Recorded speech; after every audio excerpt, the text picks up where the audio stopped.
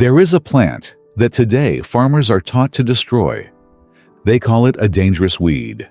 They sell herbicides designed specifically to kill it. But thousands of years ago, that very plant was buried alongside Egyptian pharaohs. Not for decoration, not for symbolism, but as food for the journey into the afterlife. A food that sustained humans for tens of centuries. A plant that can grow without fertilizer, without pesticides, without machinery. So why today is it banned, labeled as the enemy of agriculture? Hello, my name is Billy. I am a clean food and agriculture practitioner. On this channel, I share natural knowledge that once helped humans live healthier, more independent, and more sustainable lives. If you care about real food, about how humans once lived in harmony with the land, please subscribe to the channel. And if you believe you deserve clean green vegetables grown by your own hands, leave a comment below this sentence. I want to grow my own clean vegetables at home today. We are going to reopen a story that many people do not want you to remember. In the early 20th century, archaeologists began excavating ancient tombs in Egypt. They expected to find gold jewelry or ritual objects. But what they discovered was something entirely different. Inside tombs dating back more than 6,000 years, they found dried tubers carefully placed beside the dead. This was not waste, not random food. These tubers had been deliberately selected, prepared, and preserved. When the mummies were studied more closely, scientists discovered the same tubers still present in their stomachs. What does that mean? It means this was the final meal of the deceased, and it was also the food the living believed would nourish their souls in the afterlife. This discovery did not occur in just one location. At Wadi Kubania, north of Aswan, archaeologists found evidence of wild tubers dating back to around 16,000 years before Christ. At that time, agriculture as we know it did not yet exist. Humans were still living in the last ice age. They hunted, gathered, and faced extremely harsh living conditions, and yet they still collected and stored this tuber. That tells us a very clear truth. This was not emergency food. This was not a desperate choice. This was a reliable food source, safe enough, energy-rich enough to help humans survive the harshest periods in history. And thousands of years later, that same food was still trusted so deeply by the Egyptians that they carried it with them into the next world. By around 5,000 years before Christ, this tuber was no longer just a foraged food. It had become one of the most important cultivated crops of ancient Egypt. In many ancient records, it was ranked alongside wheat and barley. What does that mean? It means this was not a secondary food. This was a foundational staple that sustained an entire civilization. In the tombs of nobles and royal officials, wall paintings still depict people processing this tuber. They measured quantities. They crushed the tubers with long pestles. They mixed the resulting paste with honey. Then, they shaped the mixture into tall, cone-like forms. These cakes were not meant for everyday meals. They were used as offerings in religious ceremonies. By royal decree, they were presented to the god Amun during major festivals. This shows that this food held not only nutritional value, but also sacred meaning. The ancient Egyptians had a specific name for this tuber. They prepared it in many different ways. Eaten raw, roasted over fire, boiled in beer, or ground together with honey to make cakes. It was not only food, but also medicine. One of the oldest medical texts in the world, written on papyrus, recorded formulas using this tuber. It was used for oral care to improve the smell of indoor air and to support various health issues. From Egypt, knowledge of this plant spread throughout the ancient world. The Greeks knew it. The Romans traded it. Over many centuries, it became a familiar part of daily life around the Mediterranean. For thousands of years, no one considered it a weed. On the contrary, It was valued as a reliable source of life, connected to both everyday survival and spiritual belief. The food we are talking about is called chufa, with the scientific name Cyperus esculentus. In Spain, it is known as chufa. In many African countries, it has different local names and is commonly sold as tiger nuts. Despite the word nut in its name, it is not a nut and not a tree fruit. It is a tuber growing entirely underground, serving as the plant's energy storage. Chufa belongs to the sedge family, the same family as ancient papyrus. Its stems are triangular in shape and grow well in moist soil. But the most remarkable part lies underground. Each plant can produce dozens of small tubers, connected in a network. With just one healthy plant, you can harvest many tubers without complex care. These tubers are quite small, usually only about the size of a chickpea. They have a thin outer skin with light ridges. When eaten, they have a natural sweetness and mild richness. Many people describe the taste of chufa as a combination of almond and coconut. Chufa can be eaten raw, roasted as a snack, soaked and blended into milk, or ground into flour for cooking. What makes chufa special is not just its flavor, but how it grows. It can thrive in places where many other food crops cannot survive. It tolerates drought, requires no chemical fertilizer, no pesticides, and still produces food reliably. When we truly understand what this plant is and how it grows, we begin to see why people in the past placed such deep trust in it. Now we need to talk about what matters most. Not history, not stories, but a very practical question. What does this tuber actually provide for the human body? And the answer is more than most of what we eat every day. Chufa contains about 10% protein. This is comparable to many common grains, but the difference lies in quality. The protein in chufa contains all the essential amino acids the human body needs. This is rare for a plant-based food. For many people, especially those who eat little meat, this is a major advantage. Chufa is also rich in healthy fats. Most of its fat is unsaturated fat, especially oleic acid. This is the same well-known fat found in olive oil. This type of fat supports heart health, helps the body absorb vitamins more effectively, and provides steady, long-lasting energy. Because of its high oil content, chufa has even been studied as a potential crop for biofuel production. When it comes to carbohydrates, chufa does not behave like bread or refined sugar. Most of the starch in chufa is resistant starch. This type of starch does not cause a rapid spike in blood sugar. Instead, it moves into the gut and feeds beneficial microorganisms. This leads to better digestion, more stable energy, and less fatigue after eating. Even though chufa contains more starch than potatoes, it produces a lower blood sugar response. The fiber content of chufa is also impressive. It is much higher than many common fiber sources. This fiber supports digestion, helps the body detox naturally, and creates a longer-lasting feeling of fullness. It is not difficult to understand why ancient people were able to live well on this food for long periods of time. In addition, chufa contains many important minerals such as magnesium, potassium, calcium, and iron. These minerals are essential for muscles, the nervous system, bones, and energy production. Chufa is naturally gluten-free, dairy-free, and very friendly for people with food allergies.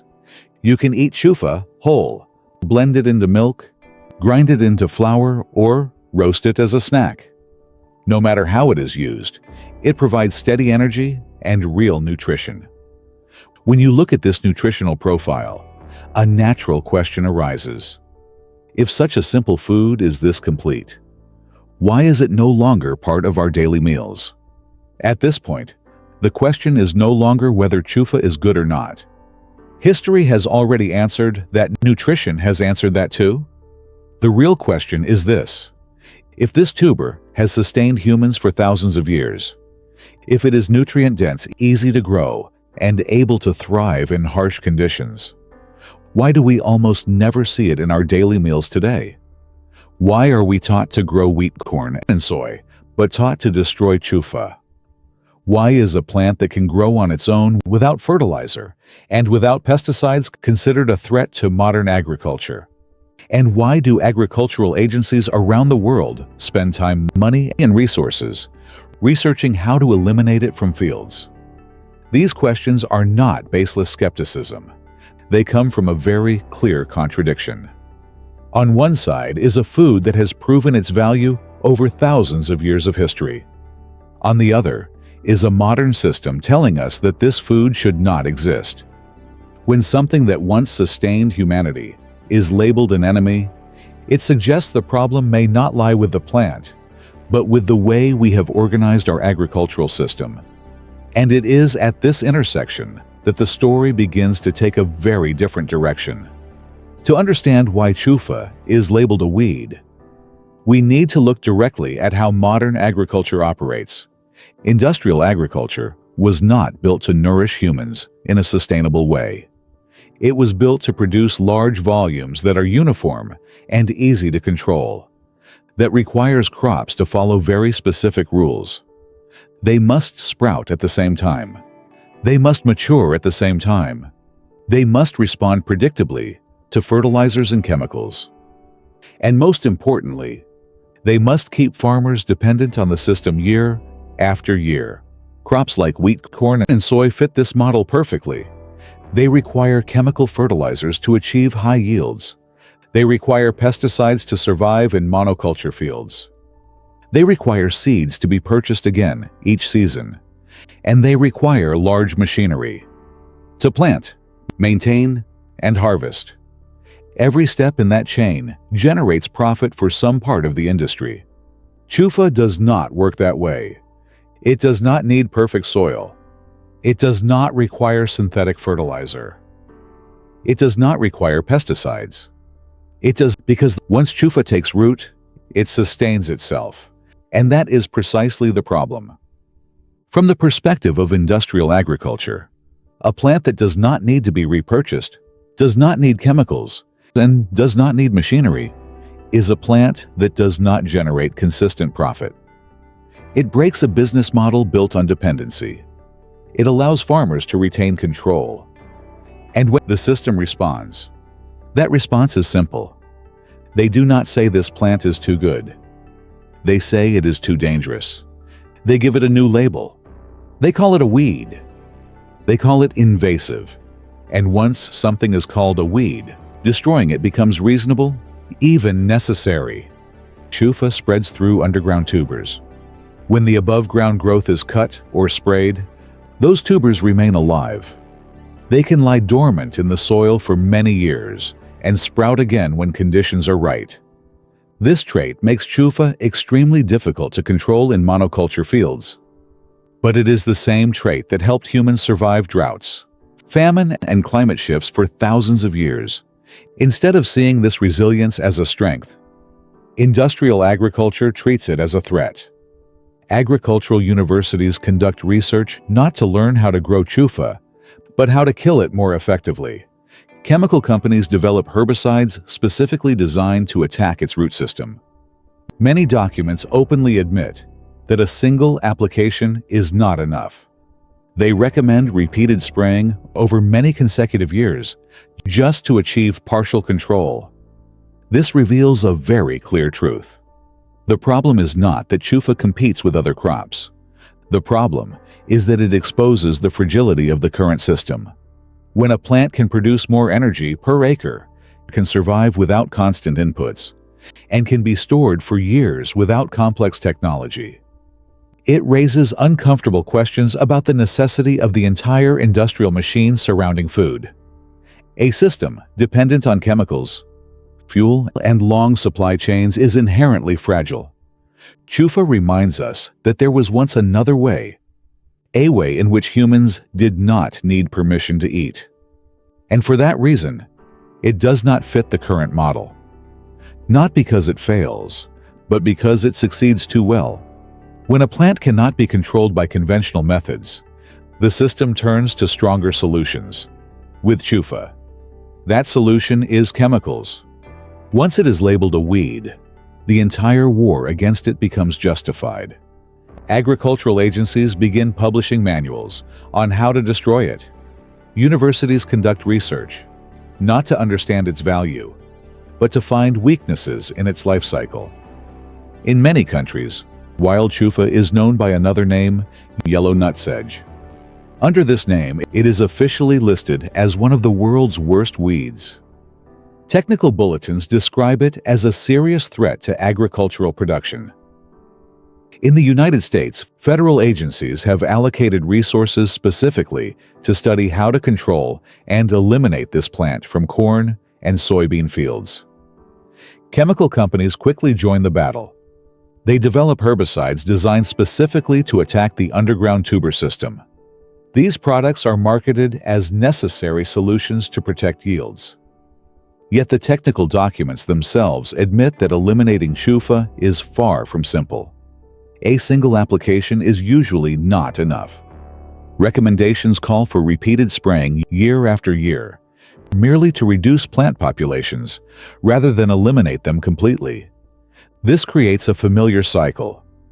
The more chemicals are applied, the higher the costs rise, the more dependent the soil becomes on chemicals, and the more tightly farmers are locked into a system that is difficult to escape. Meanwhile, chufa persists. Tubers left behind in the soil can remain dormant for many years and return when conditions are favorable. What chemicals are trying to destroy is, in fact, the plant's natural resilience. This war is not just about a weed. It is an expression of a mindset that assumes anything that does not fit. The monoculture model must be eliminated. Instead of learning to coexist with resilient, self-sufficient plants, the system chooses chemical force to impose control. And in doing so, we have missed the opportunity to recognize a food source that once helped humanity survive the most difficult periods in history. Despite being labeled a weed and targeted by industrial agriculture, knowledge of chufa never truly disappeared. It simply withdrew from the spotlight and continued to exist where people still valued ancestral experience. One of the clearest examples is Valencia, Spain. Their chufa is not considered a problem. It is protected as a cultural heritage. For more than 700 years, local people have grown chufa to make horchata de chufa, a lightly sweet, refreshing plant-based drink. Today, thousands of tons of chufa are still grown each year for this purpose alone, and the entire process is regulated as a high-value traditional product. In Africa, chufa never left everyday life. In markets in Nigeria, Mali, or Niger, chufa is still sold as a familiar food. Children eat it as a snack. Adults use it for cooking or to make drinks. Here, it does not need to be promoted as a superfood. It is simply food, known and trusted across generations. In the modern world, chufa has begun to reappear under a new name, tiger nuts. It is sold in health food stores, especially within paleo and gluten-free communities. People talk about its benefits for gut health, energy, and digestion. What is striking, however, is that although it is marketed as a new trend, these benefits were understood by humans thousands of years ago. Knowledge does not disappear just because it is pushed outside the official system. It survives in tradition, in collective memory, and in communities that are not fully dependent on industrial agriculture. Chufa is a clear example of this. Even when labeled a weed in many places, it continues to nourish people elsewhere.